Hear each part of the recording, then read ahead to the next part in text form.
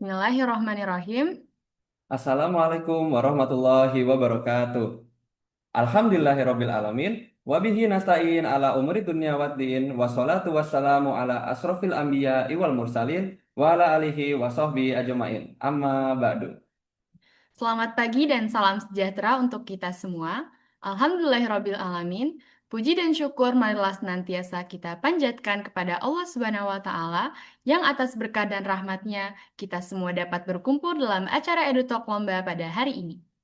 Salawat serta salam senantiasa kita haturkan kepada Nabi besar kita, Nabi Muhammad Sallallahu Alaihi Wasallam, yang telah membawa kita dari zaman kegelapan menuju zaman yang terang benderang seperti saat ini. Kami ingin mengucapkan selamat datang dan selamat bergabung kepada pembicara, moderator, serta seluruh peserta yang hadir dalam EduTalk Lomba pada hari ini. Izinkan kami untuk memperkenalkan diri terlebih dahulu. Saya Yudo dari jurusan Ilmu Ekonomi Islam FEB UI Angkatan 2025. Dan saya Ilma dari jurusan Ilmu Ekonomi Islam FEB UI Angkatan 2025 sebagai Master of Ceremony yang akan memandu jalannya acara pada hari ini. EduTalk Lomba adalah webinar interaktif Departemen Kesma IBEC yang bertujuan membekali mahasiswa dengan strategi dan keterampilan mendalam untuk persiapan menghadapi berbagai kompetisi. Pada tahun ini, kami membawakan tema Diversified Insights Unified Excellence untuk memfasilitasi mahasiswa yang berminat mengikuti lomba dalam mempersiapkan diri, serta belajar bagaimana tips dan trik agar siap dalam mengikuti perlombaan yang mereka pilih, dan tentunya dapat memenangkan lomba tersebut. Cabang-cabang lomba atau kompetisi yang dibahas pada EduTalk Lomba kali ini adalah Business Case Competition, Business Plan, Business Model Canvas, Marketing Plan, dan SI. Pada hari ini, kami akan menyelenggarakan sharing session yang akan membawakan materi-materi dari para narasumber yang tentunya tidak hanya berkompeten tetapi juga sangat menginspirasi. Namun, sebelum kita memasuki sesi yang paling ditunggu, pertama-tama kami ingin berterima kasih kepada para media partner yang telah mempublikasikan acara kami. Yang pertama ada Student X CEO, SPA FEB UI, MSS FEB UI, Forum Studi Islam FEB UI, Kanopi FEB UI, Himpunan Mahasiswa Ekonomi Islam FEB Universitas Pajajaran, Himpunan Mahasiswa Ekonomi dan Keuangan Islam Universitas Negeri Semarang.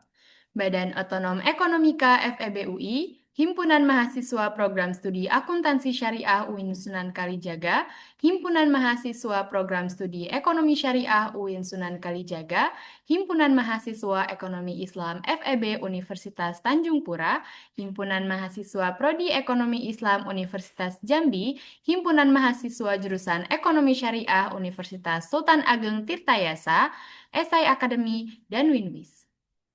Selanjutnya, kita akan mendengarkan tilawah Quran Surat Al-Mujadilah ayat 11 yang akan dibacakan oleh Saudara Alvan Kurnia Karim dari Program Studi Sistem Informasi. Kepada Saudara Alvan, kami persilahkan.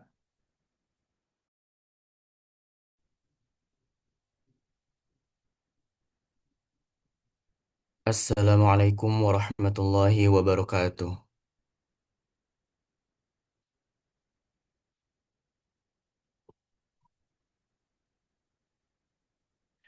أعوذ بالله من الشيطان الرجيم.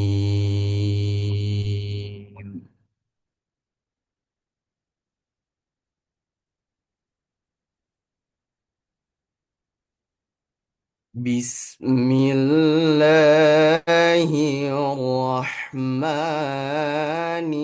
الرحيم.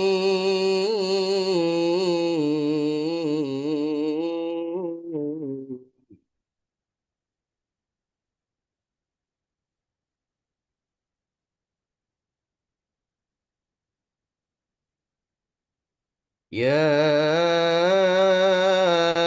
أيها الذين آمنوا إذا قيل لكم تفسحوا في المجالس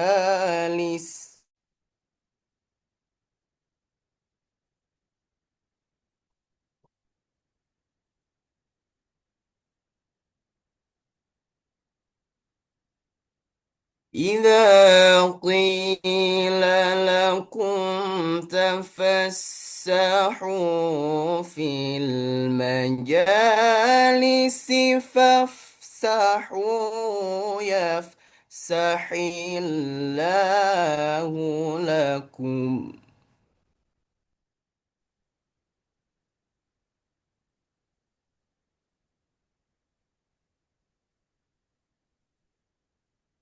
وإذا قيل انشزوا فانشزوا يرفع الله الذين آمنوا منكم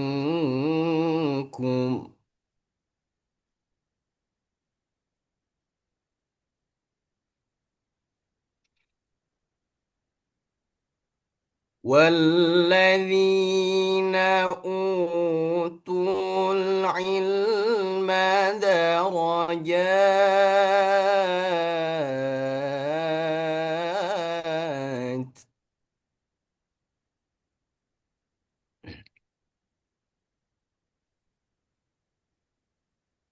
والله بما تعملون خبير.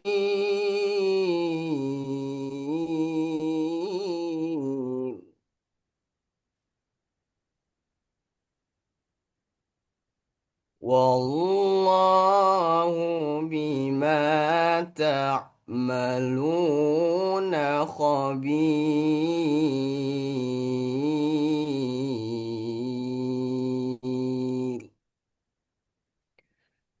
صدق الله العظيم.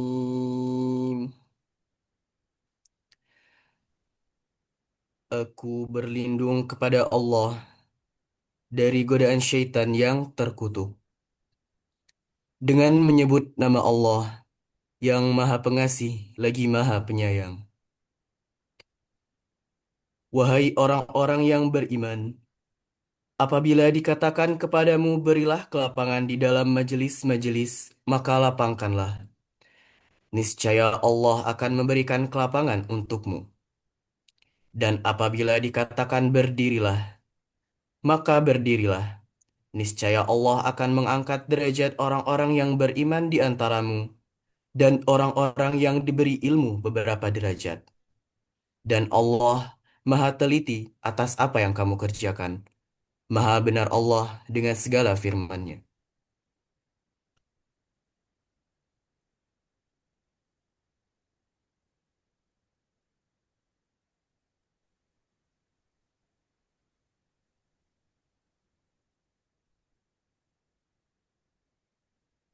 Masya Allah, merdu dan sejuk sekali ya teman-teman. Semoga yang membaca maupun yang mendengarkan senantiasa mendapatkan rahmat dari Allah Subhanahu wa Ta'ala.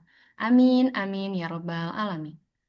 Rangkaian acara berikutnya adalah kata sambutan yang akan disampaikan oleh Ketua Umum IBEC FEBUI 2026, yakni Kak Muhammad Izan. Kepada Kak Izan, kami persilahkan. Baik, bismillah. Assalamualaikum warahmatullahi wabarakatuh. Alhamdulillah, wassalatu wassalam ala rasulillah wa ba'd. Pertama-tama saya ucapkan selamat pagi dan terima kasih buat teman-teman semua yang udah hadir di acara pagi hari ini, baik dari pembicara, juga teman-teman panitia, dan teman-teman sekalian yang hadir sebagai pendengar.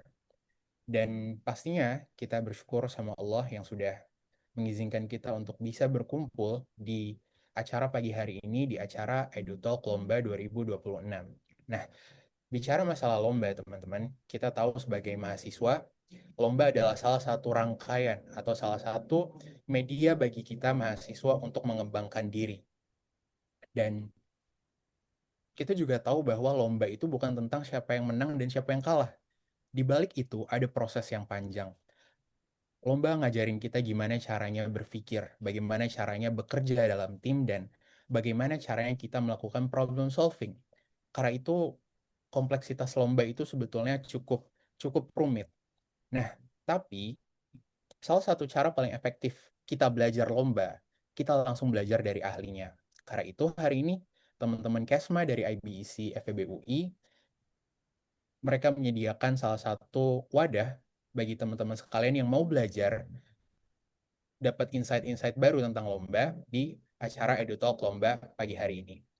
Akhir kata teman-teman, sebagai penutup, yang kita harapkan teman-teman nggak pulang dengan ilmu baru, tapi juga teman-teman bisa punya keberanian untuk ngambil peluang-peluang lomba ke depannya. Karena itu, teman-teman yang belum ikut lomba, yang belum pernah ikut lomba sama sekali, semoga nanti bisa punya keberanian. Dan teman-teman yang sudah pernah ikut lomba, semoga acara pagi hari ini bisa menjadi media untuk melakukan perbaikan. Kurang lebih itu yang bisa disampaikan. Terima kasih banyak. Wassalamualaikum warahmatullahi wabarakatuh. Oh, baik, terima kasih Kak Izan atas kata sambutannya. Semoga apa yang disampaikan oleh Kak Izan dapat bermanfaat bagi kita semua. Acara selanjutnya akan ada pemaparan materi terkait teknik public speaking dan pitching di depan juri yang akan disampaikan oleh Kak Belinda. Sebelum memulai acara pada pagi hari ini, izinkan saya untuk membacakan tata tertib acara selama kegiatan EduTalk Lomba berlangsung. 1. Para hadirin diharapkan untuk dapat mematikan mikrofon dan mengaktifkan kamera selama acara berlangsung. 2. Sesi pemaparan materi akan berlangsung selama 60 menit dan dilanjutkan dengan sesi tanya-jawab selama 20 menit. 3. Pada sesi tanya-jawab, para hadirin dapat bertanya secara langsung ataupun menuliskan pertanyaannya melalui kolom chat. 4. Hadirin yang ingin bertanya secara langsung dapat menggunakan fitur raise hand dan diharapkan menunggu sampai dipersilahkan MC untuk menyampaikan pertanyaannya. 5. Dan bagi para hadirin yang ingin bertanya melalui kolom chat, dapat menuliskan pertanyaannya dengan format nama underscore pertanyaan. 6. Dimohon untuk semua hadirin agar dapat kooperatif dan menjaga kondusivitas selama acara berlangsung. Selanjutnya, izinkan kami untuk membacakan profil singkat dari Kak Belinda Azara. Kak Belinda Azara merupakan profesional muda sekaligus founder dan CEO kelas Belinda yang aktif di bidang business development, leadership, dan mentoring business case competition. Saat ini, beliau berkarir sebagai manajer consumer-centric capability development di Sampurna Karya Bangsa, Philip Morris International Affiliate, dan tengah menempuh program MBA di SBM Institut Teknologi Bandung. Kak Belinda juga memiliki pengalaman di berbagai perusahaan besar seperti Unilever, Johnson Johnson, Ernst Young, PwC, dan Ruang Guru. Selain itu, beliau telah meraih berbagai prestasi nasional di bidang business case dan innovation competition, serta aktif membimbing lebih dari 1.500 menti dalam pengembangan karir dan kompetisi. Kepada Kak Belinda, waktu dan tempat kami silahkan. Oke, thank you Haryo dan Ilma. Udah kedengeran ya suaraku? Kedengeran, Kak? Oke. Mungkin aku mau share dari diri aku aja kali ya. Aku ada revisi PPT. Mungkin boleh di unshare screen. Nah,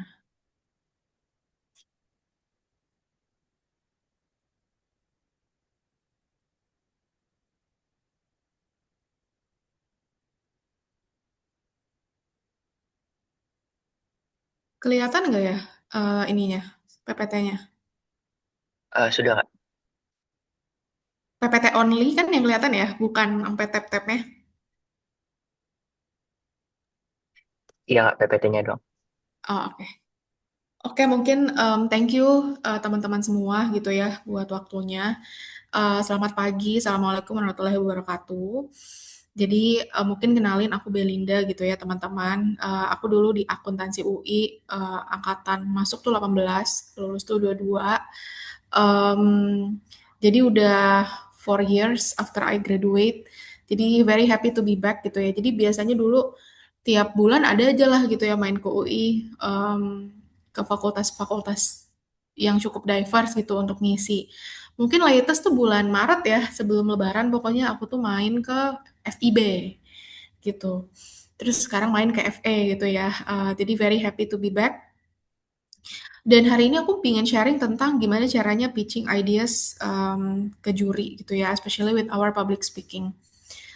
Tapi sebelum itu mungkin aku mau ngawalin dulu dengan competition ya. Why competition tuh penting sekali untuk teman-teman, especially di momen kuliah. Aku bisa bilang kompetisi itu bukan jadi faktor utama yang bikin kita bisa dapat kursi internship di perusahaan gede, atau jadi faktor yang paling mendukung kalau kita juara satu, kita bisa dapat golden ticket. Aku nggak bisa bilang hipotesisnya itu benar. Tapi ikut competitions itu bisa nyiapin hal-hal yang mempermudah kamu masuk dan dapetin kursinya. Mungkin contoh aku bisa bilang, ketika kamu terbiasa untuk ikut lomba business case competition, kamu akan gampang banget untuk melalui tahap business case assessment ketika kalian mau apply manajemen trainee di sebuah perusahaan besar. Ketika kalian sering untuk ikut business plan competition dan kalian sering pitching ke calon investor, ke juri segala macam, kamu akan sangat terbiasa untuk melakukan presentation ketika business case assessment, or even kamu akan terbiasa untuk melakukan interview karena kamu udah biasa basically dikasih challenging questions dengan bahasa Inggris misalnya gitu. Dan satu hal yang mungkin nggak boleh teman-teman lupa adalah ketika kalian terbiasa untuk apa namanya, doing competition gitu ya, kamu akan terbiasa juga untuk ngebangun mental lah ya, ngebangun mental yang lebih kuat ketika kamu harus berkompetisi sama banyak orang. Jadi kalau misalnya jarang lomba, biasanya secara mental ketika failed segala macem gitu ya, nanti pas lagi seleksi internship dan lain-lain, agak sulit tuh gitu untuk bounce back. Tapi kalau udah sering mengalami sukses, failed, itu biasa banget lah nanti ketika kalian berkompetisi gitu. Nah, ketika kita ngomongin tentang gimana caranya pitching ideas ketika teman-teman masuk final ataupun semifinal, which teman-teman harus present gitu ya ke juri-juri. Mungkin sebelumnya aku pengen sharing dulu tentang ya what is public speaking gitu. Public speaking itu nggak cuma terjadi ketika teman-teman menghafalkan teks-teks yang ada di masing-masing slide atau masing-masing PPT, terus kalian present. No, public speaking tuh also happening when question and answer session tuh happen. Nah, ini aku mau kasih fakta menarik sih, teman-teman. Jadi setelah dulu tuh aku maniak lomba gitu ya, mungkin angkatan yang 18 sampai 22, dulu, apa namanya, banyak yang aku sering ajakin teammate lah, jadi teammate gitu ya. Jadi dulu aku maniak lomba Bizcase, Bizplan, investment paper, esai, international program, apapun lah dulu ya. Udahlah kita gaspol aja gitu. Karena dulu basically motivasiku dulu awalnya bukan mapres, bukan ini aja additional income aja gitu ya. Karena kan kalau doing competition terus menang tuh kita bisa dapat uang jajan, terus ya lumayan lah buat portfolio gitu ya. Jadi bukan yang ambisinya tuh bener-bener yang oh iya mapres apa-apa segala macam, di awal enggak. Nah, ketika banyak competition itu tuh aku sadar kalau salah satu cara atau salah satu hal yang paling berpengaruh adalah Q&A section. Aku ngerasa kayaknya kalau presentasi di final semua tim do the best gitu loh, kayak they're just optimizing their performance gitu, kayak every tim tuh punya keunikan. Tapi apa yang bikin satu kelompok menang dan satu kelompok lagi belum menang? Ternyata waktu Q&A session-nya. Nah, ini tervalidasi ketika setelah 2022 aku lulus, aku banting setir lah ya, jadi juri. Jadi mungkin udah ratusan lomba gitu lah ya yang aku juriin dari 2022 ke 2026 ya, 4 tahunan. Diverse juga jenis kompetisinya. Dan ternyata benar gitu, setelah aku validate when I'm becoming a judges, presentation score itu tipis lah skornya gitu. Bedanya satu tim dengan tim lain. Paling bedanya cuma 1, 2, 3, 4, 5 poin. Karena semua tim bagus banget gitu ya, presentationnya tuh udah prepare lah. Tapi yang bikin beda tuh Q&A. Jadi ada tim tuh yang literally mereka tuh nggak cuma hafal, tapi paham gitu. Ketika dikasih pertanyaan yang challenging tuh mereka beneran ngasih jawaban tuh yang on point, yang ngehook gitu. Compare ketika ada tim yang mungkin ngafal doang, tapi nggak terlalu paham apa yang mereka present. They don't do a deep research about it. They don't build potential questions of each slides. Even kadang jawaban dari satu orang tim dengan tim lainnya tuh kontradiktif gitu ya, saling membunuh. Dan or even yang paling sering kelihatan adalah dari 3 orang, paling cuma 1 orang nih yang dominan banget ngejawab, 2-nya lagi ngikut-ngikut aja atau supporting argument saja gitu. Nggak pernah leading the answer session. Jadi kayak tuh kelihatan, oh iya ini ideatornya mah si orang ini gitu ya. Maksudnya kolaboratif timnya dari situ skornya aja udah turun banyak gitu. Jadi aku bisa bilang teman-teman tips gitu ya. I think kan teman-teman lagi doing competition lah ya, lagi mungkin semangat-semangatnya. Don't just prepare for the presentation, but I think it's also important to prepare the Q&A.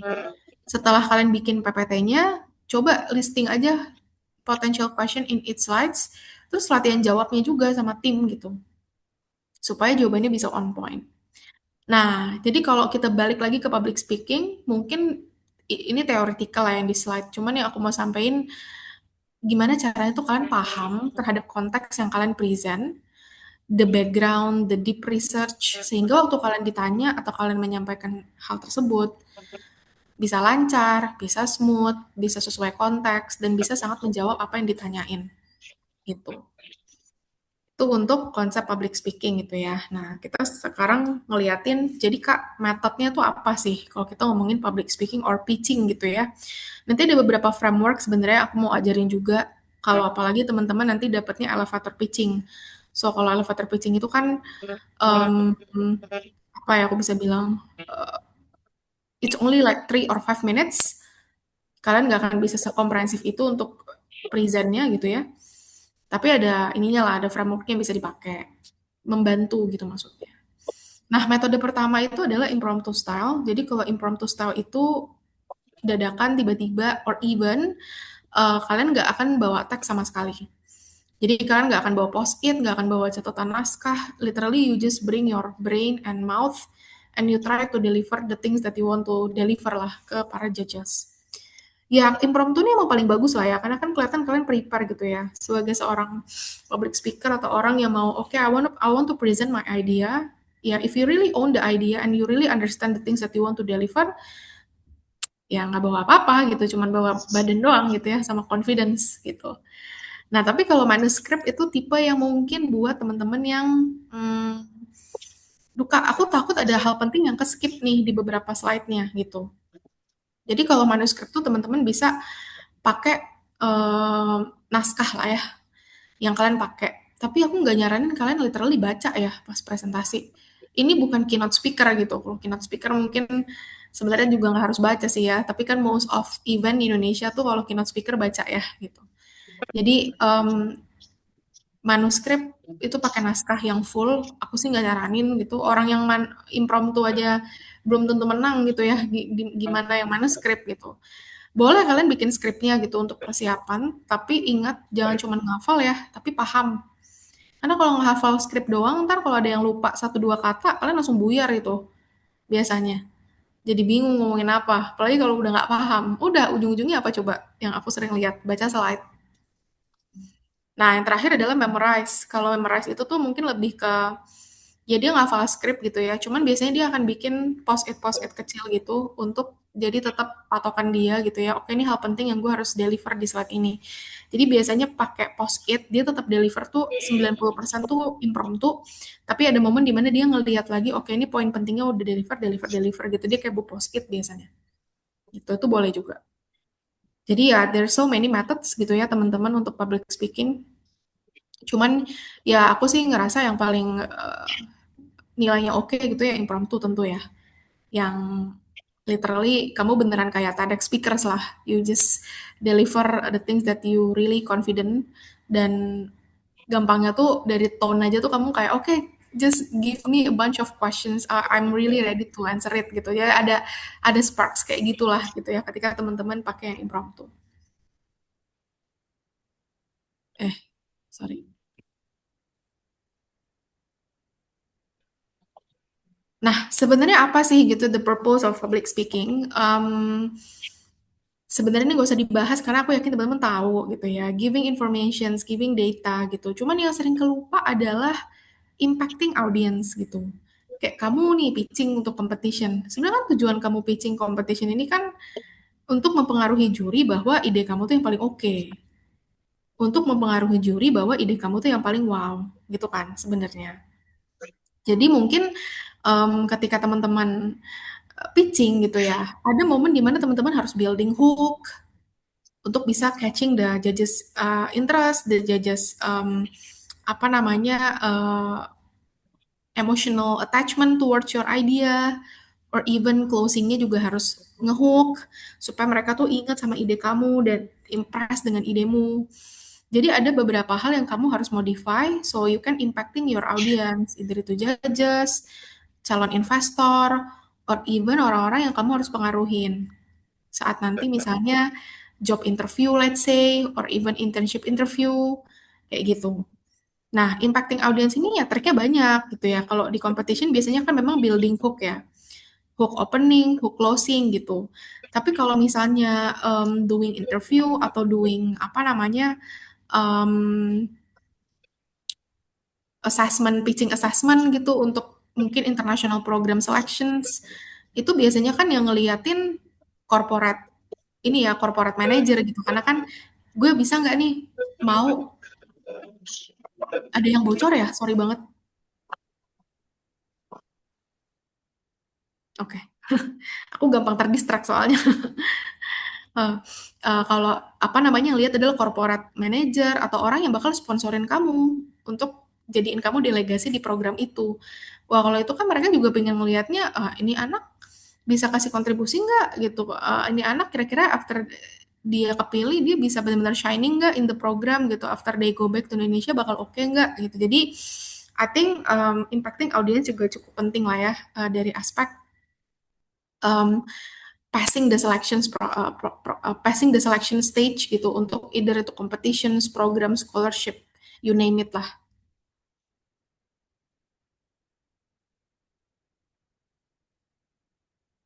Nah, mungkin manfaatnya juga bukan cuma soal di competition menang udah masuk CV gitu ya. Tapi sekarang banyak banget company itu yang bikin competition ya, teman-teman.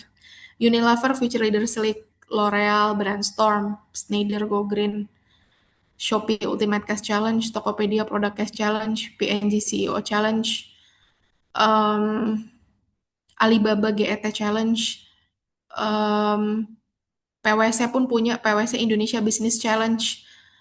eh Apalagi ya, ini aku yang udah 4 tahun lewat aja masih ingat gitu ya.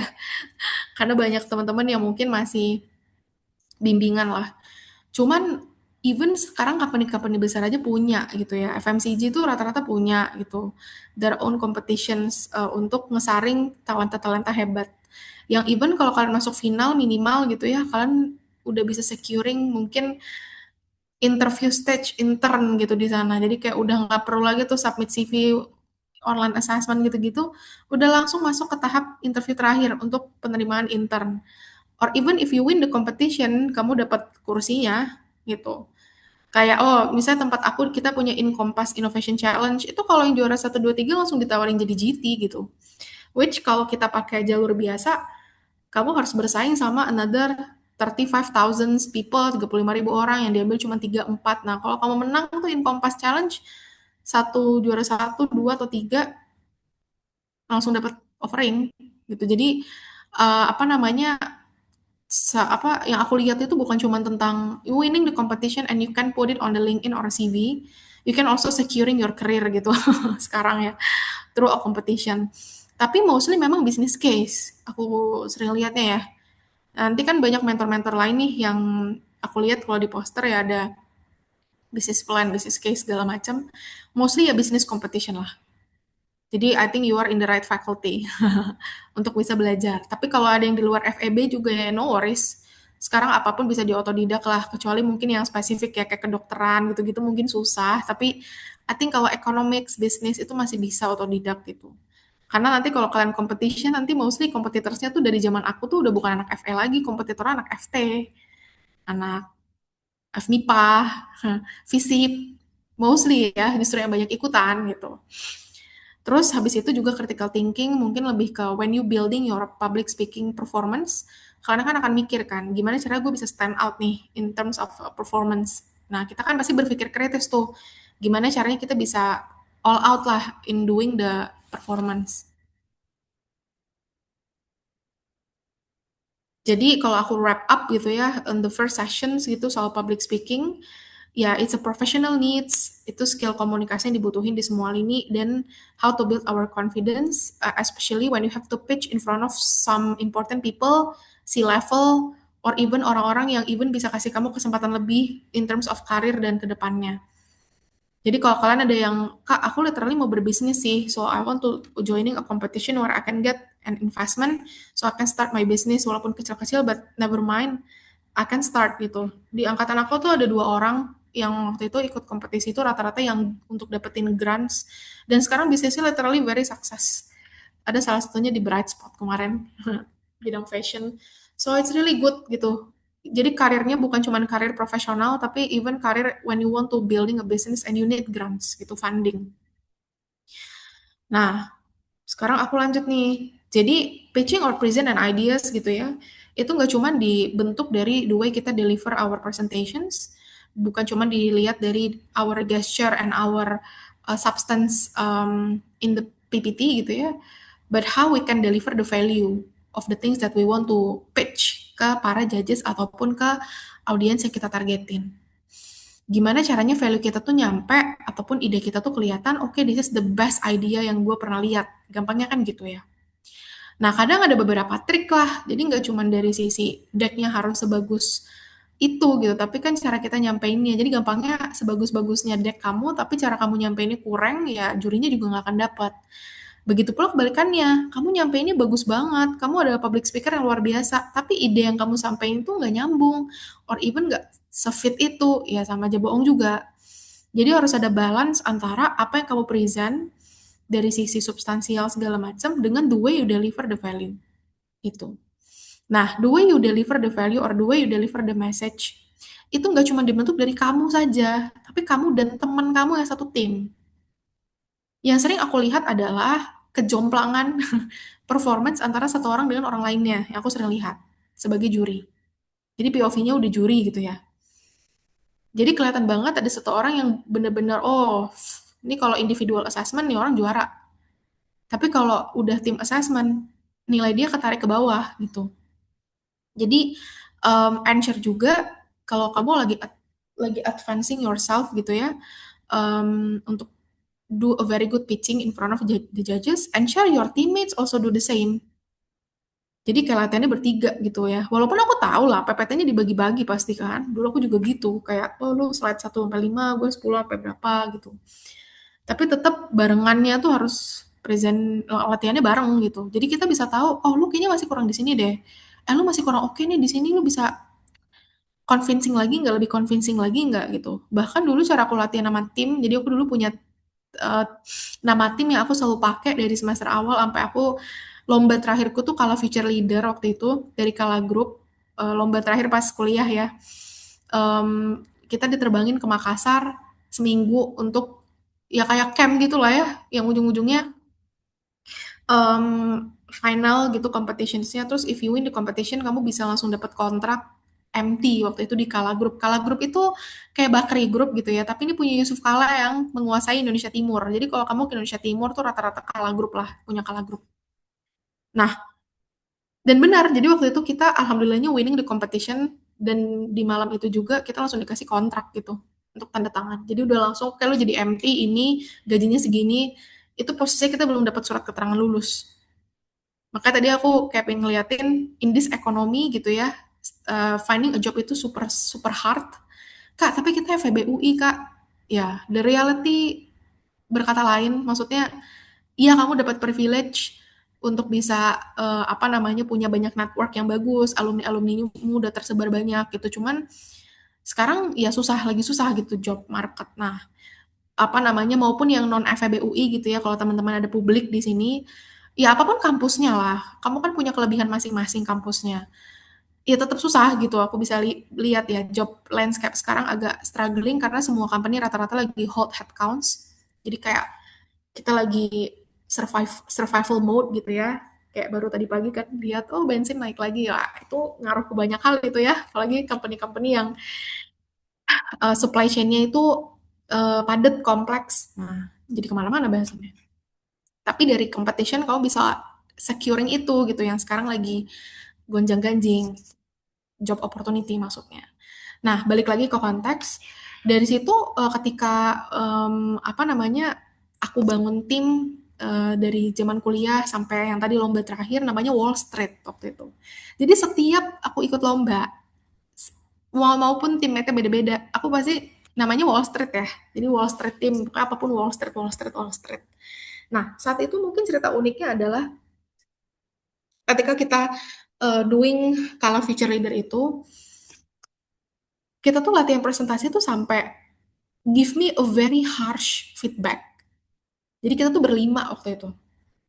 Kita itu kan kayak semi-semi hackathon ya. Kita baru dikasih case itu jam 8 malam, tapi besok jam 6 pagi tuh harus udah disubmit, terus start jam 7 pagi, jam 8 pagi, Makassar tuh kita udah mulai gantian present lah. Dari finalis-finalis itu ke Bapak Ibu di Kala grupnya gitu. Jadi waktu itu kita semi-semi hackathon gitu ya, yang memang waktu kerjain case-nya tuh less than 12 hours. Itu kita latihan present tuh ganti-gantian. Jadi aku present, terus 4 teman aku tuh kayak jadi juri gitu, ngasih aku harsh feedback. Lu kurang pede, lu Bel, gue nggak ngerti ini bagian ini gimana. Pokoknya kita nggak ada hard feelings lah. Sampai waktu itu ada teman kita tuh yang apa namanya bener-bener gemeteran segala macem.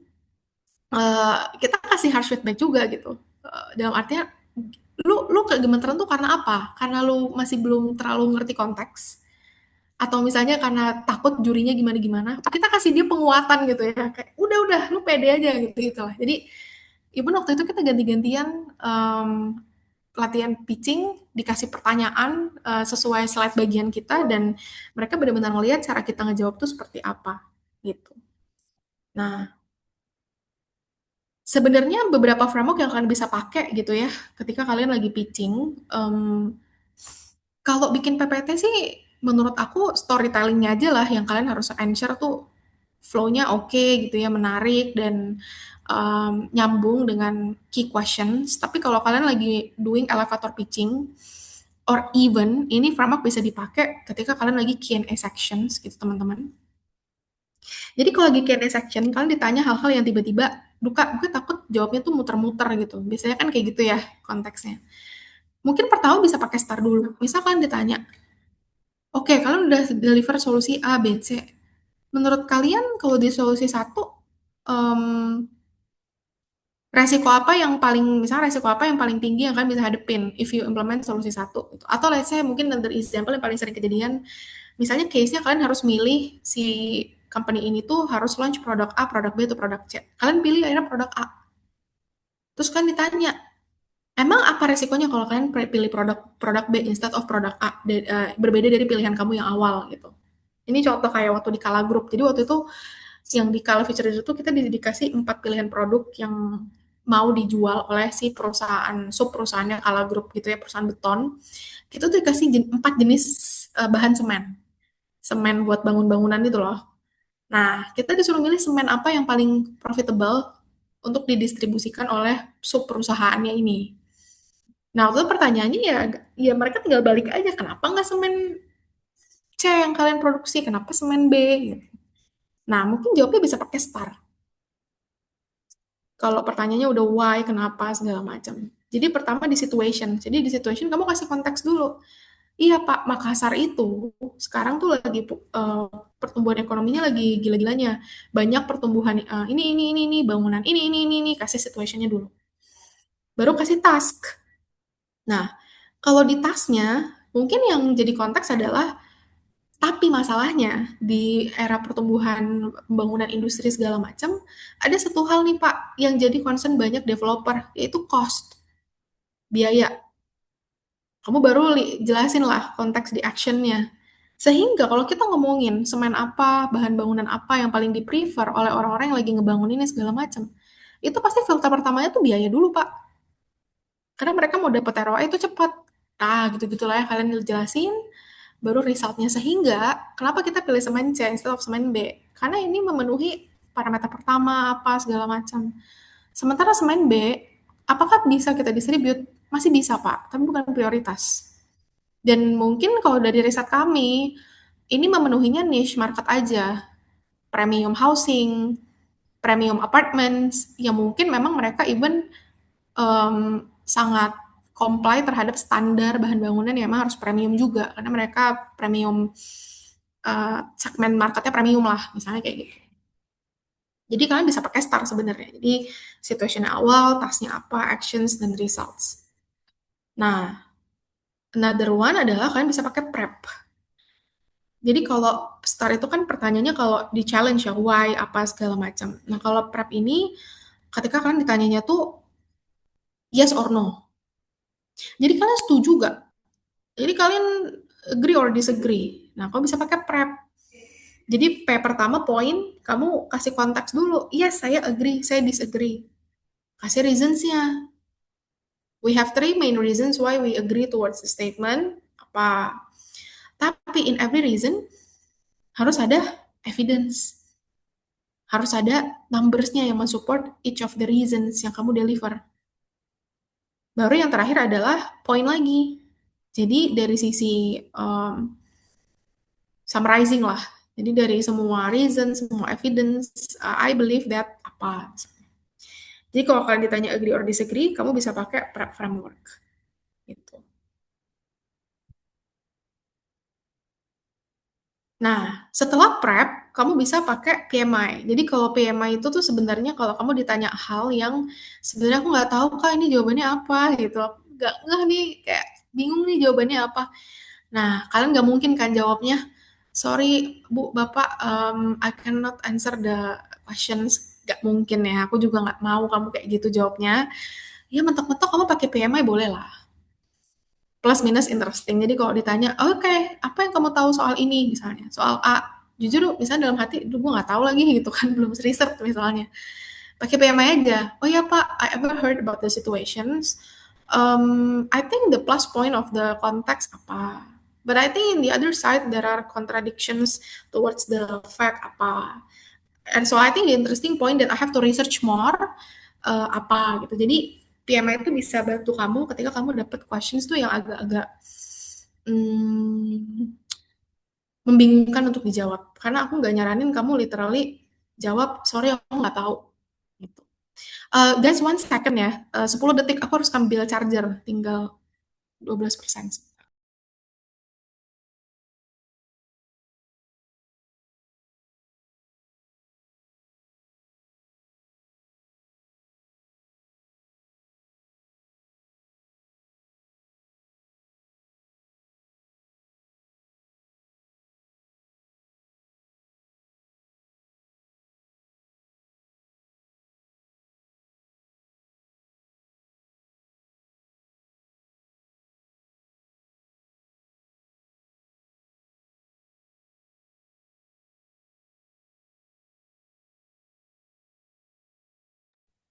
Back.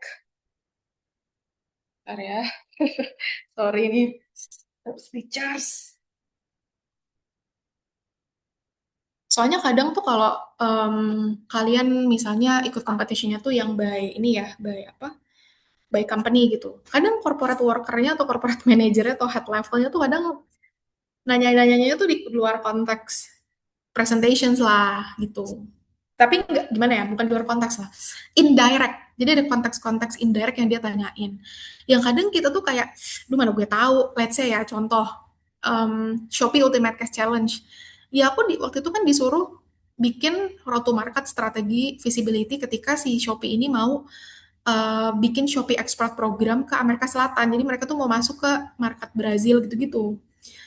Ya yang aku analisis tuh kan ya udah Brazil top gitu loh, behaviornya apa segala macam. Tapi dia nanya nih, maksudnya another part of Amerika gitu. Ada nggak sih yang lebih potensial lagi untuk kita tap in? Jujur gitu ya, dengan waktu yang sangat terbatas, sempet aku lihat gitu ya another part of Amerika yang kira-kira potensial juga gitu. Ya udah akhirnya pakai PMI aja. Maksudnya I think if there are similar market, plusnya apa, minusnya apa. So interesting pointnya adalah oh kita bisa deep dive more sih sebenarnya. Are there any similarities on other part of Amerika yang kayak Amerika Selatan yang kira-kira tier 2 gitu ya bisa kita masukin nih dari Shopee Export Program gitu. Jadi we can use PMI. Nah, jadi kalau misalnya aku rangkum gitu ya teman-teman. Sebenarnya effective public speaking itu ada tiga inilah, tiga apa? Tiga apa? Layer. Layer pertama adalah public speaking foundations. Jadi kalau misalnya ngomongin soal building di awal gitu ya, yang paling utama adalah purpose-nya apa dulu, siapa yang aku harus convince gitu ya, siapa orang yang aku harus strengthen my opinion on, terus topik apa yang aku harus deliver, dan who is the audience. Ini jurinya nih orang corporate kah, akademisi kah, atau seperti apa. Karena kalau akademisi kan mostly mereka talking about data gitu-gitu kan ya. Baru setelah kamu udah tahu atau ya strengthen the foundations, the second layer adalah speech preparations. Researching, organize, and support. Jadi do the research on each story flow yang kamu mau deliver, organize storytellingnya di PPT, supporting aspek apa yang kamu harus bangun. Misalnya kayak I have to build the deck, I have to build the video, short video, let's say di tengah-tengah, or hook apa yang aku mau bangun gitu untuk strengthen the points. Nah, terus speech practice. Jadi kalau di speech practice, ada verbal delivery sama non-verbal delivery. Kalau verbal delivery itu kan the way you deliver, the way you engage with the audience, the way kamu engage with the judges, ya kayak tone, gesture, segala macam gitu ya. Kalau non-verbal delivery kan lebih ke hand gesture, terus mungkin if you have additional tadi short video di tengah-tengah, atau tiba-tiba kamu bikin poster apapun itu gitu, itu kamu bisa pakai juga. Jadi sebenarnya dari awal kamu bisa liatin dulu foundationnya udah kuat atau belum, baru kamu prepare setelah itu. Dan setelah kamu prepare, nanti kamu bisa ningkatin the way you deliver-nya lah ke para audiens dan para juri. Cuman mungkin poin penting yang aku juga mau yakinkan ke teman-teman, especially when the delivery is in English gitu. Kalau delivery-nya dalam bahasa Inggris, teman-teman, ensure kamu latihannya juga benar. Karena biasanya, sorry, ini kenapa lagi? Biasanya kalau misalnya presentation-nya oke banget, tapi latihan untuk menjawab pertanyaannya nggak terlalu signifikan, nggak terlalu intens, biasanya banyak AE-AE-nya tuh pas Q&A, yang kadang jadi jurinya, oke ini maksudnya jadinya apa, kayak gitu. Kok agak gak dapet ya, gitu. Jadi mungkin latihannya juga banyakin di Q&A section, because you have to expect a very unexpected questions yang mungkin bisa dilontarkan oleh judges-nya, gitu sih. Nah, mungkin yang aku mau add more itu tentang audience-centric speech making model. Jadi tuh dulu waktu lomba, kadang kita tuh sampai stalking who is the judges. Mereka ini background-nya apa gitu ya. Apalagi kalau akademisi ini, oh ini dari FT, satu dari FE, satu dari FK, let's say kayak gitu ya. Nah, ketika udah ada background-nya kayak gitu tuh kadang kita juga building a strong background atau strong points untuk enhance relevansi poin kita terhadap background dia. Contoh, misalnya tadi kamu disuruh solving kenapa kamu milih produk A dibanding produk B atau produk C. Kamu tahu gitu ya, ini jurinya dua tuh akademisi, satu corporate. Akademisi ini kan fokusnya ke data, urgency why-nya, gitu-gitu lah ya. Sehingga in every parameter justification yang mendasari kenapa kita pilih produk B, kenapa kita pilih produk A. Waktu itu kita tambahin data pasti. Kita pasti tambahin trend, data, why-nya. Kita strengthen the why-nya. Supaya mereka nggak nanya-nanya lagi gitu. Maksudnya kenapa kamu pilih ini? Udah ada nih. Ini loh why-nya. Bahkan kita doing comparison. Comparison towards other options. Why this option is the best? Based on data, even numerical data, ini yang paling oke gitu. Sama kayak kalian bikin business plan lah gitu ya. Kalau business plan itu kan kamu building something from zero kan. Terus kamu propose this is your idea gitu. Nah, ketika kamu propose this is your idea segala macam, you have to really ensure that the background is very valid gitu. Combining primary and secondary research juga lebih bagus karena kalian literally doing market research benar. Ya oke lah, kalau menurut riset secondary, kalian mah bisa cari yang sesuai dengan kebutuhan kalian lah ya. Tapi kan kalau primary research tuh somehow kemungkinan biasnya tuh lebih kecil karena kamu literally nanya akan ke target market, lu butuh nggak sih sebenarnya produk ini gitu. Lu sebenarnya journey sehari-harinya tuh urgent nggak sih untuk pakai ini gitu. Itu kan kamu literally bisa validate, is it your idea is really urgent or not. Kalaupun urgent, dibutuhin nggak? Gitu. Bisa jadi urgent dan dibutuhin, tapi willingness to pay orangnya nggak ada. Misalnya kayak gitu. Contoh deh, misalnya premium traveling gitu ya, pakai yacht, pakai cruise, apa segala macam. Orang pingin nggak? Pingin. Butuh nggak? Butuh buat healing. Tapi urgent nggak? Ya, somehow urgent lah, karena traveling udah jadi gaya hidup. Tapi willingness to pay orangnya ada nggak? Belum tentu. Apalagi di ekonomi misalnya.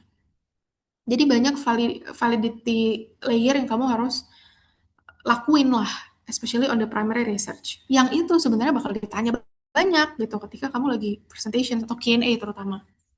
Contohnya gitu.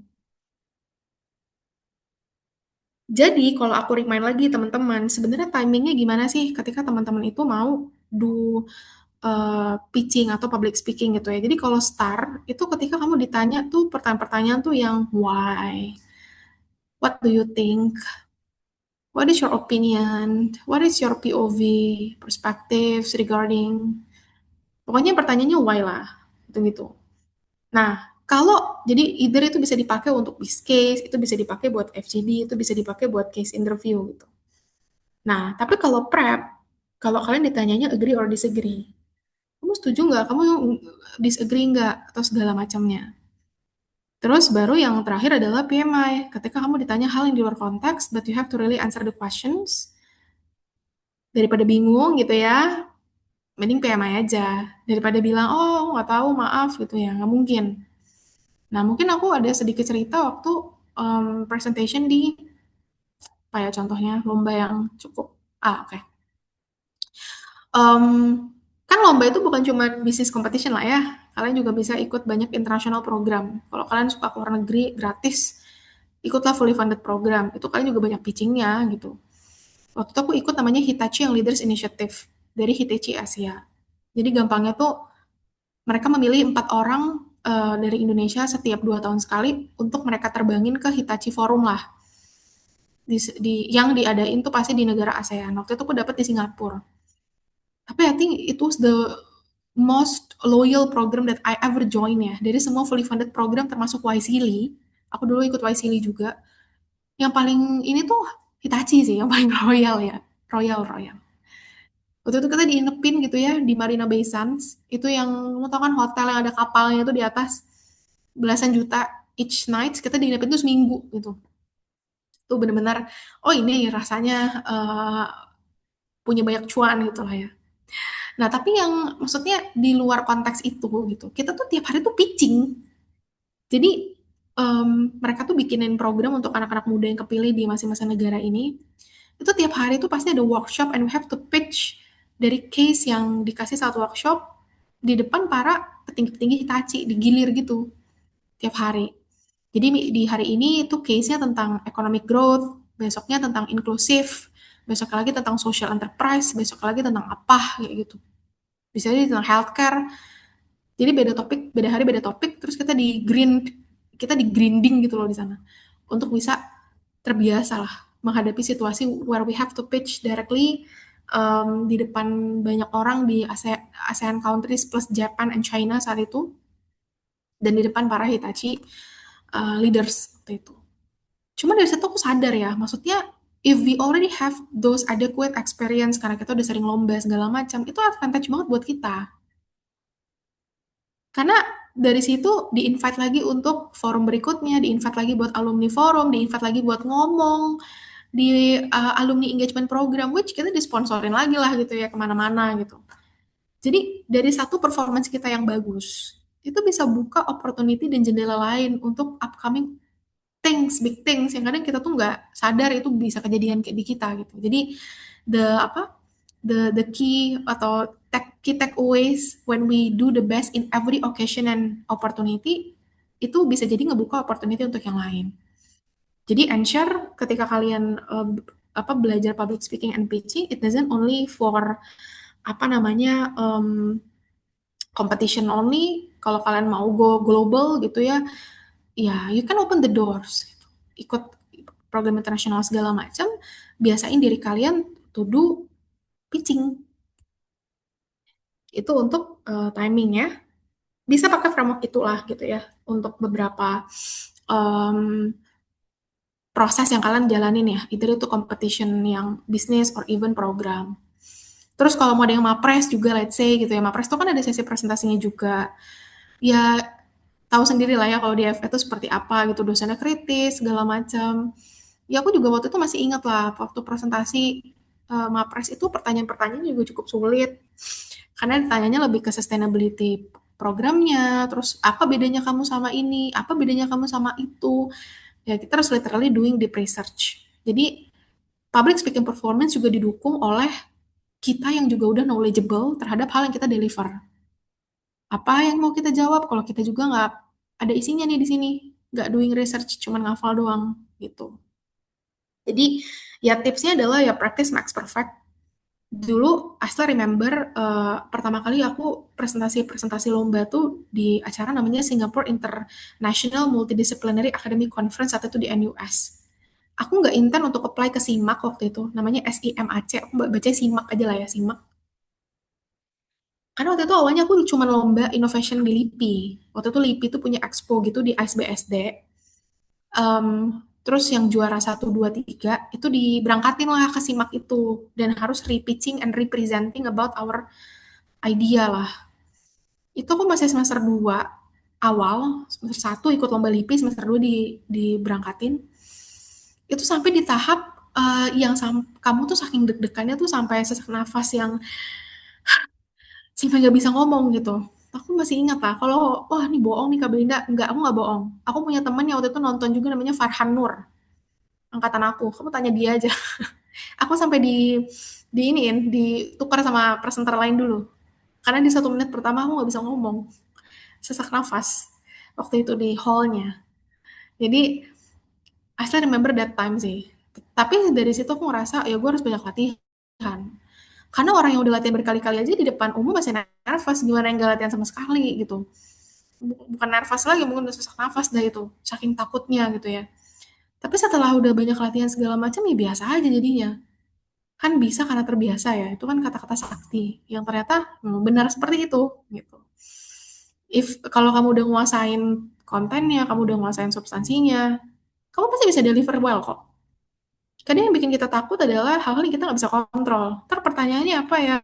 Ini gimana ya? Ntar engagementnya ngantuk, audiensnya ngantuk gimana? Itu kamu nggak bisa kontrol.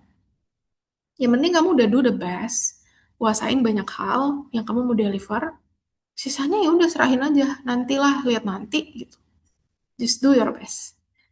Terus familiarizing context and apply the designated framework. Nanti kalau lagi Q&A gitu ya untuk boosting your score, bisa tuh pakai SWOT. Kalau nanti ditanya soal konsiderasi kamu apa gitu ya, kamu bisa apply beberapa business framework lah. Bisa pakai SWOT ngejelasinnya, bisa pakai Porter ngejelasinnya, atau tadi framework-framework public speaking tadi kalau kamu pitching. Bisa pakai PMI, bisa pakai STAR, PrEP, sesuai kondisi masing-masing. Dan yang terakhir adalah implement into real situation, competition, conference, program. Nah ini kalau kamu mau langsung S2, let's say, mau di research track, mau di academic track, do a lot of conference. Karena presentasi di conference totally different with competitions, gitu. Oh, ya, yeah, totally different with competitions. Jadi misalnya kayak dulu ketika aku ikut conference, most of the questions itu very substantial terhadap method research-nya, impact-nya seperti apa, dan lain-lain gitu. Beda dengan competition, yang mungkin pertanyaannya ini kalau deploy di market gimana? Terus ini kalau kamu compare sama kompetitor gimana? Segala macam, it's a bit different. Jadi kalau buat yang mau ngambil academic track, research track, you can do conference teman-teman. Itu. Nah, jadi kalau ditanya gitu, jadi indikatornya apa Kak to be a successful public speaker? Sebenarnya cukup personalize ya, aku juga bingung kalau harus jawab gitu ya, apa indikatornya. Cuman mungkin kalau aku ambil 3, yang pertama tentu yang nguasain panggung dan nguasain materi. Yang kedua, dia bisa engage sama audiens, either itu juri ataupun audiens publik. Dan yang ketiga, saat Q&A dia very perform. Gitu. Ya, tentu dengan extra miles ya. Kamu ada short video lah, kamu ada poster lah, kamu ada beberapa tambahan presentation segala macam gitu, tuh boleh.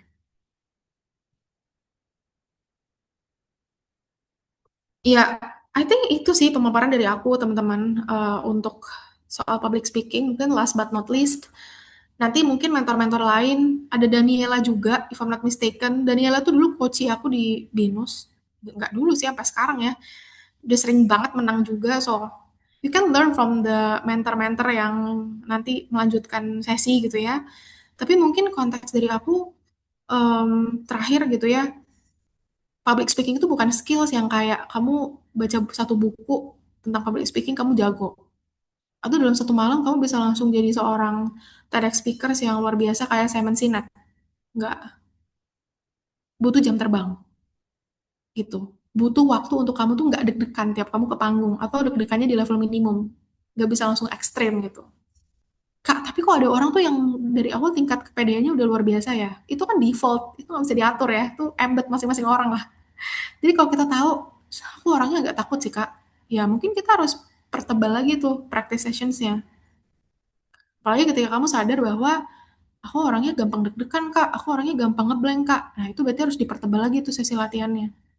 Harus diseringin lagi tuh supaya terbiasa mentalnya dan jiwanya gitu. Itu sih paling dari aku. I think that's all from me, teman-teman. Ya hopefully bisa membantu teman-teman untuk deliver well gitu ya di competitions. Ingat waktu kuliah tuh kamu bisa dapetin banyak hal, sekali dayung 2-3 pulau bisa terlampaui, dan salah satu halnya bisa lewat lomba. Failure tuh nggak enak, dulu aku bis case itu 11 kali gagal dulu, bayangin aku nggak ada, waktu itu nggak COVID ya, jadi offline final, 11 kali gagal gitu ya. Banyak juga yang pas preliminary udah nggak masuk ya. Ke-12 tuh baru masuk final dan menang. Sakit sih habis failed gitu ya, apalagi capek kan, kemana-mana offline terus kalah gak bawa apa-apa gitu. Cuman failure is is the best lesson learned kan orang-orang bilang, dan turns out itu proven kok. Jadi kalau yang baru ada nyoba sekali 2 kali gagal berhenti, I think this is not my passion. Duh, kamu baru 2 kali gitu. Kamu masih punya waktu, coba lagi gitu. Itu sih paling apa namanya dari aku. Terima kasih. Mungkin aku balikin dulu ke MC. Thank you.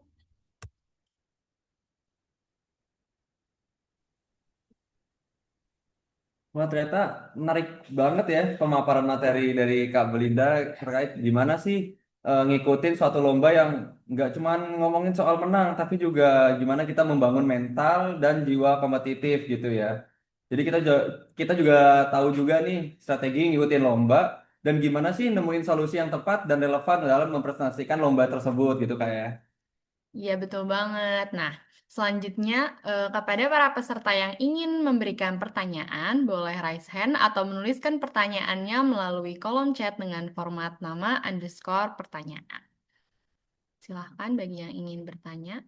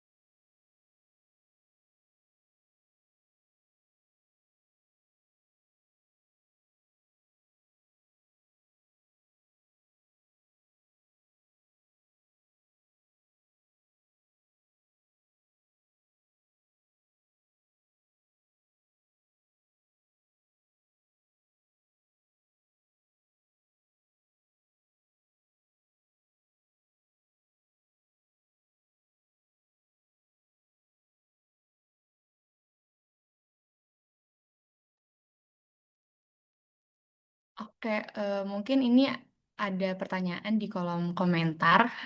Aku izin membacakan ya, Kak. Ada yang nanya, kalau misalkan buat bangun confidence public speaking, apakah ada tips-tipsnya tersendiri? Tuh. Itu yang pertama. Mungkin kita akan tampung dulu sampai 3 pertanyaan, baru nanti akan dijawab. Lalu ada juga pertanyaan dari Kak Hilmi, izin membacakan juga. Untuk lomba ini biasanya bagaimana penggunaan AI yang efektif mengingat semua tim juga pakai AI dan cenderung memberikan solusi yang generik gitu. Lalu pertanyaan ketiga mungkin untuk sekalian dijawab dari Samuel. Pertanyaannya yaitu mau tanya untuk bisa dan jago past improvement bagaimana ya Kak? Kasih mungkin 3 pertanyaan itu dulu Kak untuk dijawab. Terima kasih. Oke, pertama tipsnya ya berarti ya tadi. Iya betul Kak. Oke, itu dari yang Hilmi atau beda lagi ya? Beda ya? Ada yang direct message Kak. Yang Kak Oh, Hilmi oke. yang kedua. Oke. Em, mungkin additional 2 tips. Yang pertama, to build a good performance, you have to know and you have to watch best performer juga. Jadi dulu sering banget nontonin TEDx speakers. Simon Sinek sih, aku ngefans banget sama dia gitu ya. Apa namanya, buku-bukunya Start With Why segala macam. Jadi mungkin untuk kamu bisa dapat gambaran public speaker yang oke tuh gimana sih? Ya kamu tonton orang-orang yang public speakingnya bagus gitu. Supaya kamu bisa dapat benchmark. Mungkin tuh tips pertama. Tips kedua, nggak ada cara lain selain terjun langsung ke lapangan untuk mencoba sih. Itu. Mungkin ini sedikit cerita unik teman-teman ya. Aku tuh kan di komersial ya kerjanya. Aku tuh dulu ya public speaking ya ya udah presentasi aja gitu. Nah, ketika terjun ke komersial, aku tuh harus jualan ke toko, ke wholesale, ke consumer touch points. Di mana contoh, aku harus pitching produk ke depan para taipan-taipan yang punya grosir. Yang even mereka itu transaksi bulanannya, transaksi mingguan deh. Transaksi mingguan mereka tuh puluhan miliar. Aku harus pitch ke mereka sambil makan malam. Nah, itu gimana ya? Kalau nggak terbiasa untuk di konteks yang lebih formal, pasti di situ nggak bisa. Ini gimana cara gue pitching? Dia lagi makan, tapi gue harus deal untuk dia bisa beli produk gue dengan jumlah tertentu, yang even dia ketemu gue aja setahun sekali, gitu. Nah, jadi kayak even in the future gitu ya, banyak hal-hal tuh di mana kamu harus mengkustomisasi public speaking skills kamu ke konteks yang mungkin lebih profesional atau lebih random. Nah, jadi mungkin tips kedua tuh lebih ke arah semakin kamu terbiasa, semakin kamu tahu how to conditioning yourself when you have to pitch and do the public speaking, ya nanti makin makin bisa gitu loh di masa depan dengan hal-hal yang mungkin semakin random somehow gitu. Jadi mungkin kalau tips kedua ya lebih banyak terjun ke lapangan, familiarizing setelah kamu nontonin yang best performer tadi. Karena yakin deh teman-teman kepakainya bukan cuma buat kamu menang lomba lah, public speaking and pitching tuh. Kepakainya tuh nanti after kamu udah masuk kerja, kamu dapat promotion, kamu disuruh assignment ke luar negeri, apapun itu tuh kepake banget gitu. Jadi mungkin itu sih tipsnya ya, additional. Terus lanjut dulu ya mungkin Ilma. Ke pertanyaan Hilmi ini menarik juga nih. Kan biasanya ada penggunaan AI ya, semua tim juga pakai AI. Terus cenderung kasih solusi yang menarik gimana? Hmm, AI oke untuk brainstorming partner bagus banget. To give you a very fast data juga oke. Tapi solusi yang menarik itu pasti very customized. Visualnya, apanya, semuanya kan ideationnya dari kita gitu ya. Jadi mungkin tips pertama,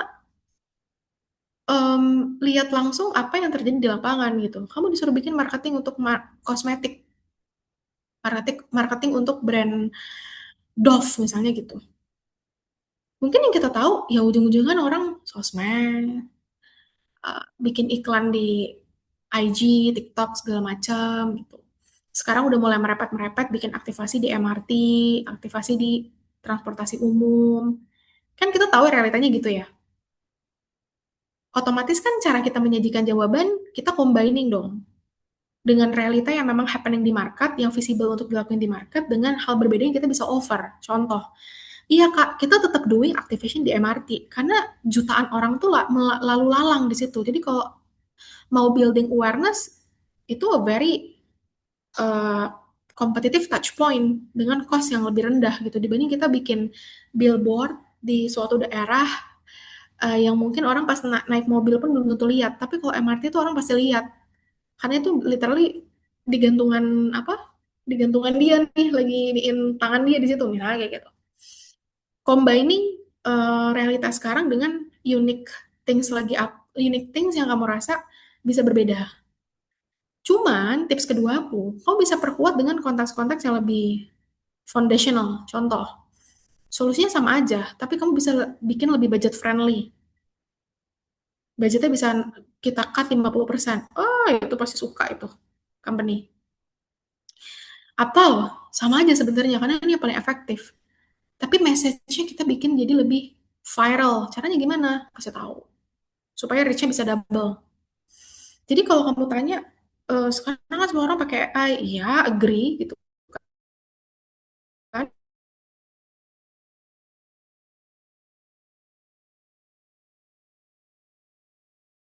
Tapi gimana cara bikin solusi yang menarik, terus kasih foundational aspek yang reach-nya lebih banyak, impact-nya double, itu pasti suka. Sama mungkin terakhir ya kasih tahu why-nya sih. Kenapa gue pilih ads compare to A? Kenapa gue pilih activation di MRT instead of di KRL? Ketika kamu kasih why-nya, mereka juga akan makin yakin kalau solusi kamu tuh fit. Gitu. Mungkin itu ya, Hilmi. Semoga menjawab. Terus lanjut tadi pertanyaannya Samuel ya, Ilma. Hai Kak Belinda, aku mau tanya untuk bisa dan jago past improvement bagaimana ya Kak? Past improvement. Past improvement tuh maksudnya apa ya? Past improvement. Jago past improvement. Sorry, aku nggak terlalu paham pertanyaan kamu, Samuel. Boleh di rechat mungkin? Maksud kamu past improvement apa? Mungkin ngegantiin dulu ya pertanyaan dari Samuel ke pertanyaannya Bella. Kak, izin bertanya, apakah ada hook unik yang bisa bikin menarik juri saat pitching? Beda-beda sih. Kalau international program, biasanya kalau kamu apply jadi fully funded delegates, di awal tuh pasti bagus untuk ngebangun emotional story ya. Starting with your own experience. Aku selalu gitu sih. Mau ikut YCLI, HYLI, SUSS, Temasek, aku selalu starting with my own story. Kayak waktu HYLI, aku bilang, I still remember when I was a kid. Selalu kayak gitu. Jadi kayak building emotional attachment dulu di awal. Tapi kalau competition yang dari corporate ya tentu data lah. Kamu kasih nggak bisa, aku kasih gambar simple gitu. Oke, good morning everyone. Thank you so much Bapak A, Ibu B, Bapak C, to giving me an opportunity to showcase the idea to revamping bla bla bla bla bla bla. Aku kasih gambar.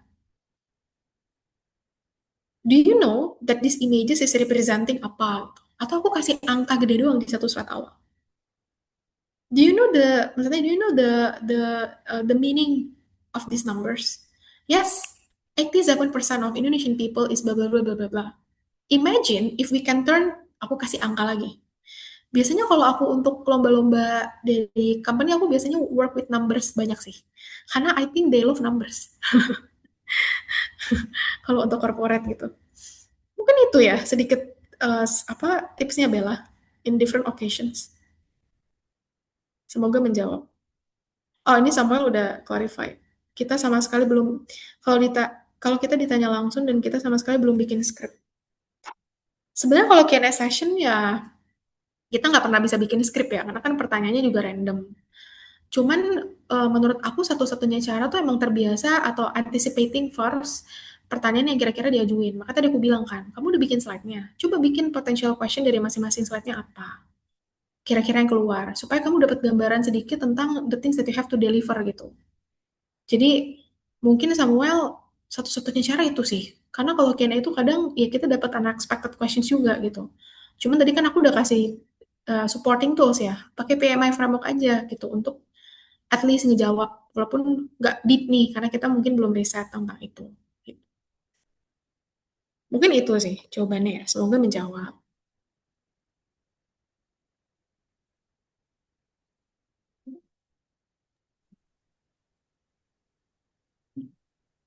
Mungkin ini ada dua pertanyaan lagi. Pertama dari Adinda, mungkin agak di luar konteks publishing, tapi bagaimana diri kakak saat kuliah dulu punya motivasi untuk terus ikut lomba dan bagaimana cara mencari rekan lomba dan gimana cara ngimbangin fokus lomba dengan fokus akademik nih Kak. Sama Hmm. mungkin tampung, ini ada satu pertanyaan lagi ya. dari Joko. Dia bertanya gimana cara membangun komposisi tim yang baik dan menemukan orang yang punya ambisi yang sama, gitu Kak. Mungkin ya. Oke, thank you pertanyaannya. Bagaimana dari bentar, punya motivasi? Mungkin waktu itu aku punya role model namanya Evita Marta, teman-teman. She's one of the legend, I think in FE. Ada Albert Eka juga dulu di ITB, pacar Evita Marta waktu itu. Tapi mereka legend karena mereka like eh, karirnya oke, IPK-nya gede, oh gitu lah ya. Atau Melvin HD gitu. Teman-teman mungkin tahu kan Melvin HD ya? Yang dulu kayak lulus 3,5 tahun, highest GPA, langsung di visi gitu. Dulu aku normal people gitu yang mengidolakan orang-orang yang sangat-sangat bright in terms of career, GPA, pertemanan, quality networks-nya oke. Dan satu hal yang aku lihat yang mereka lakuin, traits-nya dari semester awal adalah ikut lomba gitu. Jadi dulu aku juga ngelihat beberapa grup peers yang aku ngelihatnya ini peers oke banget ya, kayak mereka menang bareng, mereka intern juga di Big Four bareng. Apa yang mereka lakuin ya dari awal? Kenapa mereka bisa ketemu dari satu angkatan tuh ratusan orang, tapi mereka bisa ngegrup bareng gitu. Ternyata dulu mereka teammates lomba gitu. Jadi aku ngerasa, if I want to build a very high quality networks, then I have to either join network yang udah ada atau I'm building it myself gitu. Jadi makanya waktu itu aku punya motivasi kuat karena aku pengen bikin masa-masa kuliahku tuh benefiting my future lah saat itu. Jadi makanya aku punya motivasi kuat to do competition. Karena I don't have any privilege yang dari awal temannya tuh udah literally A semua gitu. No, I don't have privilege of that. Jadi I have to make it on my own. Dan salah satu caranya untuk membuat peer itu ataupun lingkungan yang berkualitas itu ya dengan aku ngajak mereka untuk ikut competitions. Gitu. Jadi aku punya bargaining power lah, bahasanya seperti itu. Nah, terus kalau kamu tahu, nanya cara cari rekan lomba, wah it's hard, it's really hard, Dinda. Aku tuh baru dapat dream team tuh semester 6. Jadi 1, 2, 3, 4, 5 tuh aku ganti-ganti terus timnya, walaupun nama timnya sama, tapi isinya beda-beda. Gitu. Jadi baru dapat dream team tuh semester 6. Kuncinya dapat rekan lomba yang oke banget dan udah jadi dream team itu emang harus trial and error sih, nggak ada cara lain. Ya ada mungkin yang lucky gitu ya dari awal tuh udah dapet tim yang oke gitu. Ya itu keberuntungan dia lah. Cuman in my experience aku bener-bener trial and error. Sampai di semester 6 baru dapet dream teamnya. Cara carinya dulu aku gampang sih. Jadi waktu aku semester 1, 2 tuh tiap masuk kelas aku lihat aja mana yang aktif. Nanya kritis, takut dari mereka dulu aku ajakin lomba gitu. Tapi dari situ kan mulai, oh dia tuh juga ikut lomba loh kemarin. Oh dia tuh kemarin ikut loh tapi belum menang. Nah, itu aku baru tuh cari-cari yang lain. Yang motivasinya sama. Jadi kalau ditanya mengimbangi lomba dengan fokus akademik, dulu mungkin absen aku tuh tiap matkul itu di batas kritis. Kan maksimal 3 kali ya kalau nggak salah, 80% lah kalau nggak salah waktu itu ya. Ya aku pasti 80%, nggak pernah full masuk.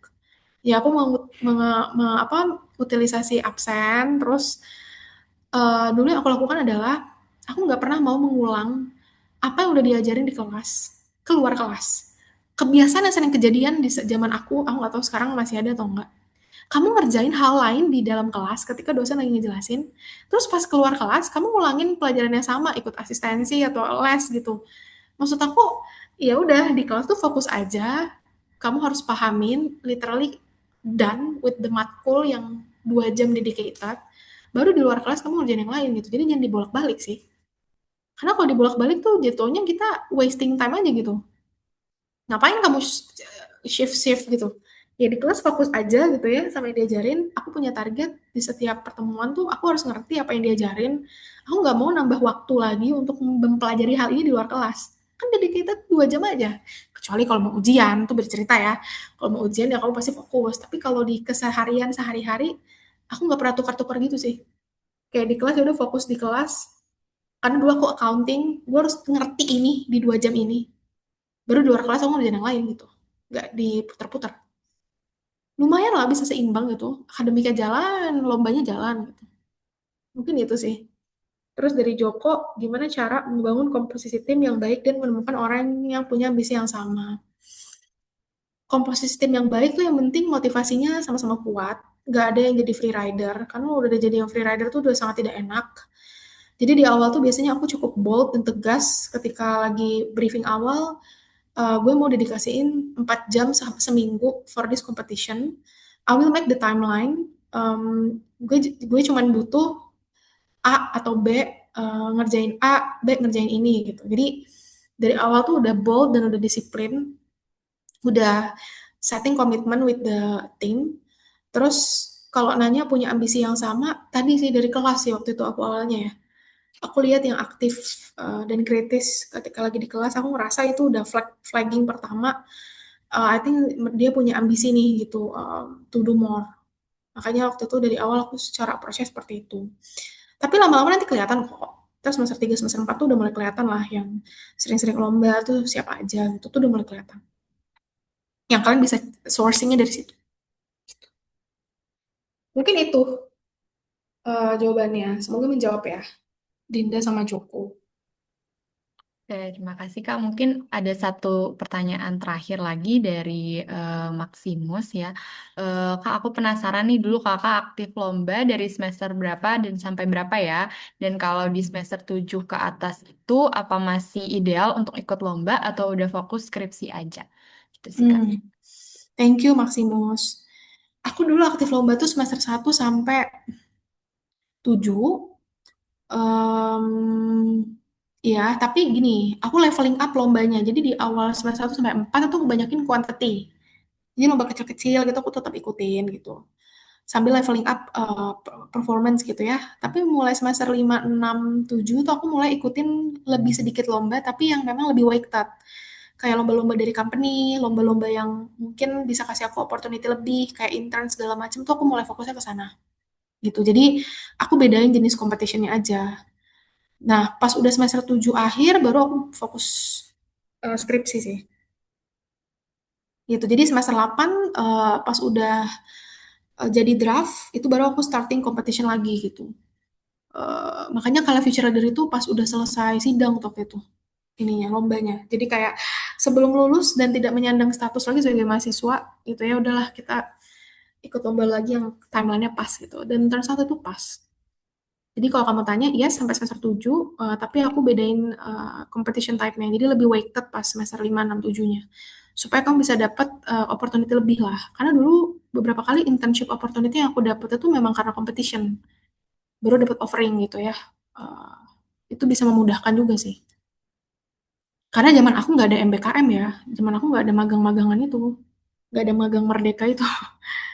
Nggak ada. Jadi semuanya nyari sendiri kan waktu itu. Itu mungkin dari aku. Semoga menjawab ya Maximus. Jadi kamu bisa gaspol sampai semester 7. Oke, terima kasih Kak Belinda.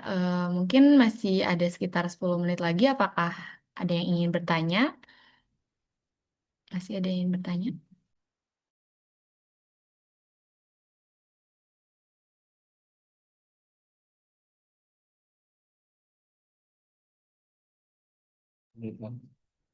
Mungkin aku tunggu sampai 10.40. Kalau misalkan tidak ada yang ingin bertanya lagi, kita akan lanjut ke sesi selanjutnya.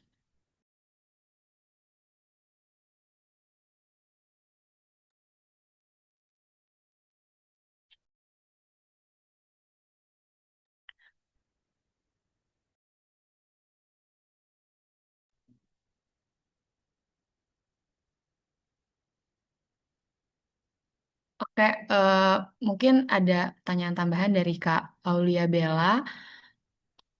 Buat pemula, kalau misalkan belum punya pengalaman atau apapun di bidang lomba bisnis, apakah harus mulai dari awal dari awal lewat BPC? Karena aku udah beberapa kali ikut BCC dan banyak kalah. Gitu sih Kak pertanyaannya. Oke, thank you. Hmm, kalau aku sih mikirnya ya, in my experience, mungkin bisa mulai shifting ke business case competition, karena aku ngerasa Kalau kamu memang fokusnya nanti at the end mau into professional level segala macam, em, skill di BCC itu lebih sering kepake gitu. Dikasih case, disuruh solve, presentasi hasil assessment segala macam tuh lebih sering kepake gitu ya untuk professional opportunity. So kalau misalnya kamu bisa shifting ke BCC atau mungkin secara intensitas 80% BCC, 20% BPC atau yang lain, I think it's better sih. Mungkin itu ya jawaban aku. Karena memang in reality BCC lebih ini sih, lebih lebih inilah lebih lebih relevan gitu ya. Especially kalau kedepannya mau tap in into professional opportunity. Oke, apakah masih ada yang ingin bertanya lagi?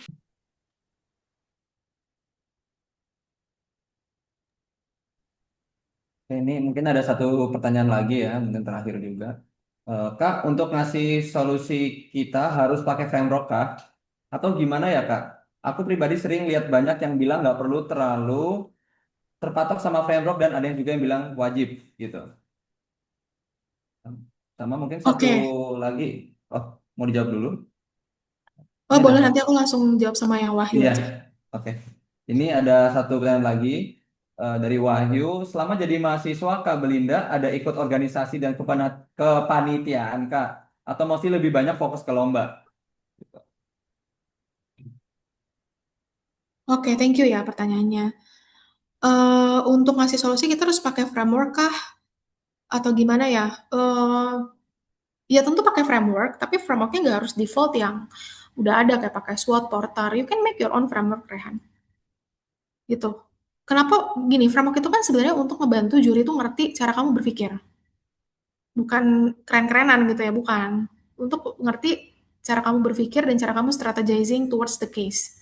Jadi sebenarnya framework ini kamu bisa bikin sendiri gitu loh. Cara kamu mau membuat jurinya ngerti itu dengan kotak-kotak seperti apa gitu. Jadi misalnya kayak oh, aku pengen bikinnya tuh ada 3 step nih kak, step A, step B, step C. Build your own framework itu, bikin aja namanya sendiri apa, framework apa. Misalnya ABC, awareness, building, comfort, misalnya gitu. Kalau emang itu yang dibutuhin untuk jawab pertanyaannya atau casesnya. Jadi kalau kamu tanya harus pakai atau enggak, menurut aku sih lebih ke konteks pakai aja untuk bikin jurinya lebih paham gitu. Terus dari Wahyu ada ikut organisasi kepanitiaan ada dong. Aku dulu BOE, Badan Otonom Ekonomika. Aku dulu divisi penelitian di BOE. Dulu aku juga kalau kepanitiaan banyak dulu ikut Compact, Economics di conference-nya. Compact tuh dulu aku kompetisi ERP-nya. I still remember ya. Aku dulu ATV juga yang bagian audit conference. Terus apa lagi ya? Kayaknya dulu ada 6 deh panitiaan tuh yang aku ikutin lah. Tapi yang aku ingat tuh Compact, Economics, ATV. Aku dulu project officer-nya SRD, Student Research Days. Dulu aku pertama kali tuh ketua-ketuaan gitu ya, ternyata capek. Project officer SRD, terus duanya lagi jujur aku lupa, maaf. Itu udah 6 kalau nggak salah dulu. Ya, jadi kalau kamu tanya organisasi penelitian, iya ada di awal. Harus itu, penting. Nah, ini mungkin sekalian lah, ini banyak lagi pertanyaannya nih, Maximus. Follow up, mungkin ini lebih ke personal. Magang itu udah wajib atau belum? Udah wajib zaman aku. Kalau pilih magang dan lomba, baik fokus kemana ya, Kak? Dua-duanya. Nggak bisa dipilih itu. Lomba, iya. Magang, iya. Itu dulu. I think it's inseparable sih, Maximus. In my opinion. Lanjut ya, Alika. Izin bertanya, dulu kakak BCC tuh udah mentor atau ikut coaching? Enggak. Dulu nyoba-nyoba aja sendiri gitu. Nah, pas udah semester 6, itu ada organisasi namanya Accelerate, FEB UI. Dibikinnya sama Nathanael Abednego, one of the legend juga saat itu. Nah, dia bikin Accelerate ini untuk sama Angelisa Mona Lisa. Kamu lihat aja di YouTube tuh ada akunnya kok. Accelerate FEB UI. Isinya ngejelasin soal gimana cara present, apa segala macam. Baru semester 6 dulu ada kayak gituan. Pas semester 1, 2, 3, 4, 5 nggak ada. Jadi waktu itu nyoba-nyoba sendiri aja sih sama teman gitu. Kalau untuk beginner di BCC butuh banget mentor. Apa ya, mungkin sekarang cara yang bisa dilakuin tuh ikut-ikut program-program BCC ini ya, BCC Bootcamp ya. Banyak kok yang free gitu kan. Kayak ini nih si Navira itu kan anak FE juga tuh. Dia kan bikin apa ya namanya itu, aku lupa. Ada BCC Bootcamp, terus beberapa organisasi yang NGO juga biasanya bikin bootcamp-bootcamp untuk BCC acceleration. Itu mungkin kamu searching aja informasinya kalau butuh mentor gitu. Gitu sih. Jadi kalau ditanya dulu ada, dulu nggak ada. Aku semester 6 tuh baru ada accelerate itu kan kelasnya cuma 6 bulan sekali 2 kali kok, nggak intens gitu. Kuncinya memang nyoba-nyoba sendiri sih dulu ya. Tapi ya itu teman-teman, ketika teman-teman udah lihat, oh yang menang tuh begitu. Kalian tuh jadi tahu standarnya tuh segitu gitu. Jadi kalian akan secara otomatis akan try to leveling up yourself into those standards kayak gitu sih.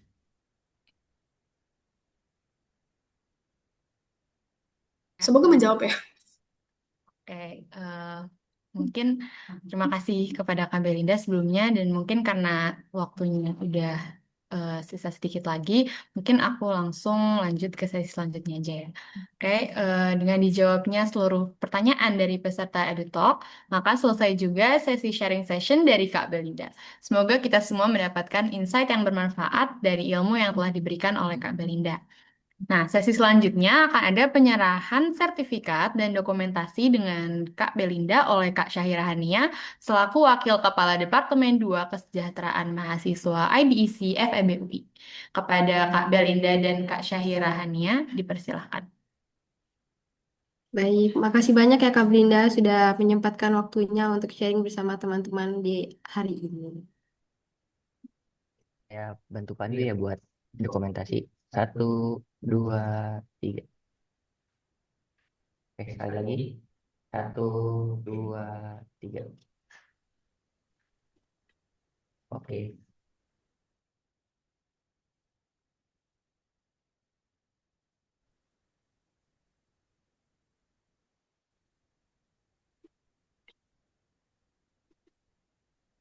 Oh, oke, terima kasih pada Kak Belinda atas penyampaian materinya pada pagi hari ini. Semoga Kak Belinda selalu diberikan kesehatan dan sukses selalu untuk segala aktivitas ke depannya ya Kak.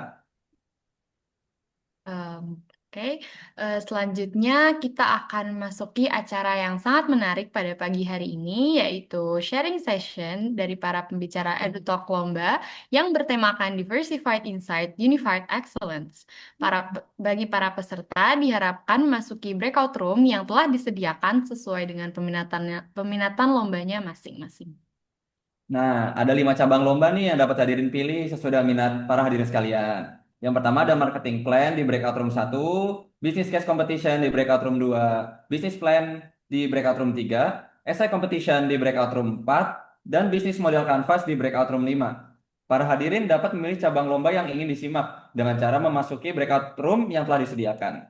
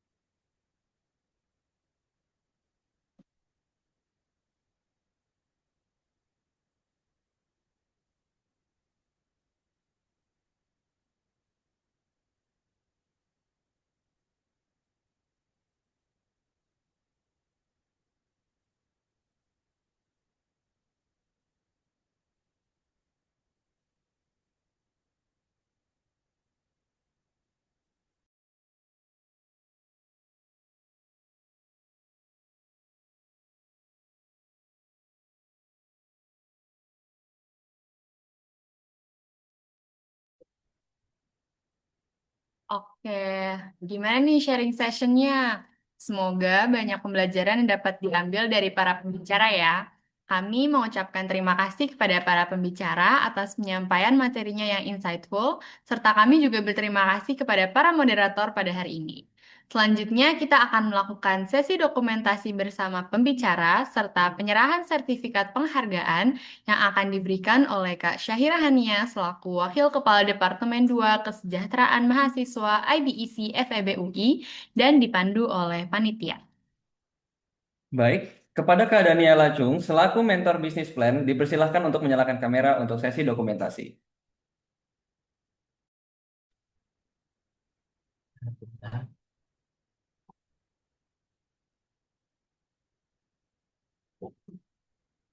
Baik, Kak Daniela, terima kasih banyak sudah meluangkan waktunya hari ini untuk sharing session bersama teman-teman. Jadi Irfan buat dokumentasi ya. Satu, dua, tiga. Oke.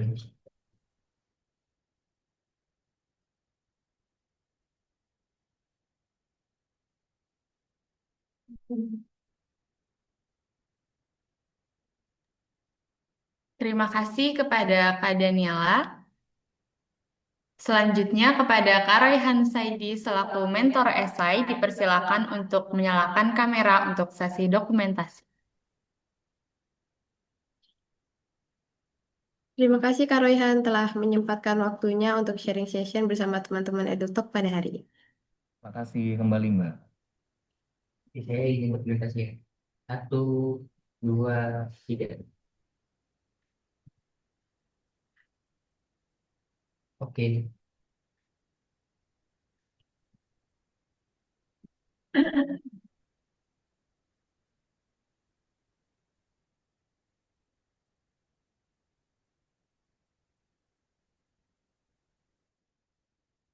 Baik, terima kasih kepada Kak Raihan. Selanjutnya kepada Kak Patricia Eunika selaku mentor bisnis case dipersilahkan untuk menyalakan kamera untuk sesi dokumentasi. Terima kasih banyak Kak Patricia telah meluangkan waktunya untuk sharing session bersama teman-teman EduTalk hari ini. Saya izin dokumentasi ya. Satu, dua, tiga. Oke, terima kasih.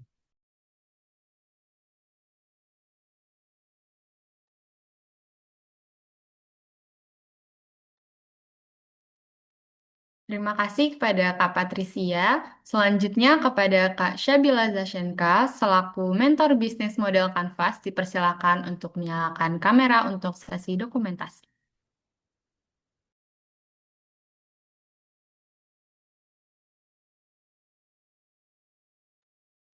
Terima kasih banyak Kak Syabila telah meluangkan waktunya untuk sharing session bersama teman-teman EduTalk pada hari ini.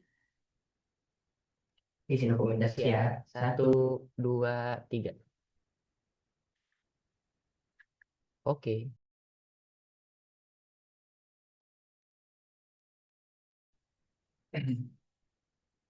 Oke, terima kasih kepada Zasha. Selanjutnya kepada Kak Ellen Kristiana Husada selaku mentor marketing plan dipersilahkan untuk menyalakan kamera untuk sesi dokumentasi. Terima kasih banyak Kak Ellen telah meluangkan waktunya untuk sharing session bersama teman-teman EduTalk hari ini. Thank you. Izin dokumentasi ya. Satu, dua, tiga. Sebentar. Bentar. Bentar. Satu, dua, tiga. Oke.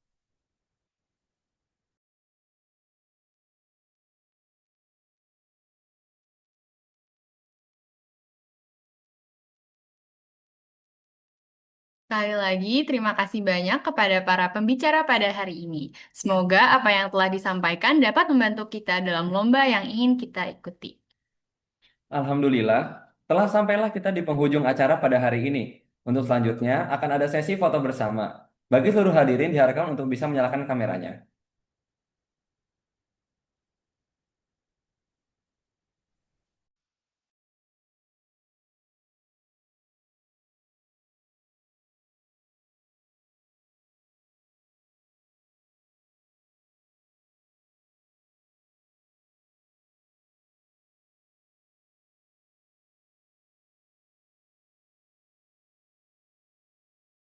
Oke, saya izin mulai dokumentasi ya.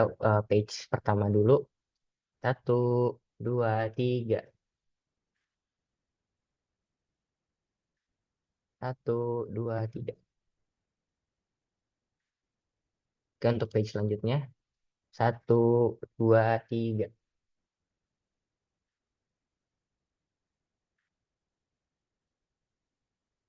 Page selanjutnya. 1, 2, 3.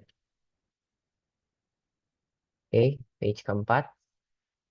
1, 2, 3. Oke, dan page terakhir. 1, 2.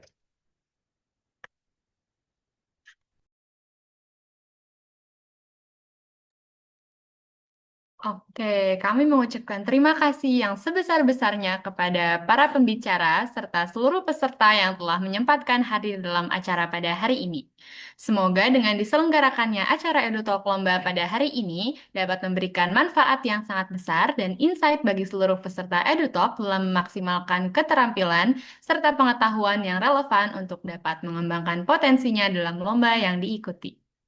Kami juga tak lupa untuk mengucapkan terima kasih kepada Student X CEO, SPA FEB UI, MSS FEB UI, Kanopi FEB UI, Forum Studi Islam FEB UI, Himpunan Mahasiswa Ekonomi Islam FEB Universitas Pajajaran, Himpunan Mahasiswa Ekonomi dan Keuangan Islam Universitas Negeri Semarang. Badan Otonom Ekonomika FEB UI, Himpunan Mahasiswa Program Studi Akuntansi Syariah UIN Sunan Kalijaga, Himpunan Mahasiswa Program Studi Ekonomi Syariah UIN Sunan Kalijaga, Himpunan Mahasiswa Ekonomi Islam FEB Universitas Tanjung Pura, Himpunan Mahasiswa Prodi Ekonomi Islam Universitas Jambi, Himpunan Mahasiswa Jurusan Ekonomi Syariah Universitas Sultan Ageng Tirtayasa, SI Academy, dan Winwis selaku media partner yang telah mempublikasikan acara kami.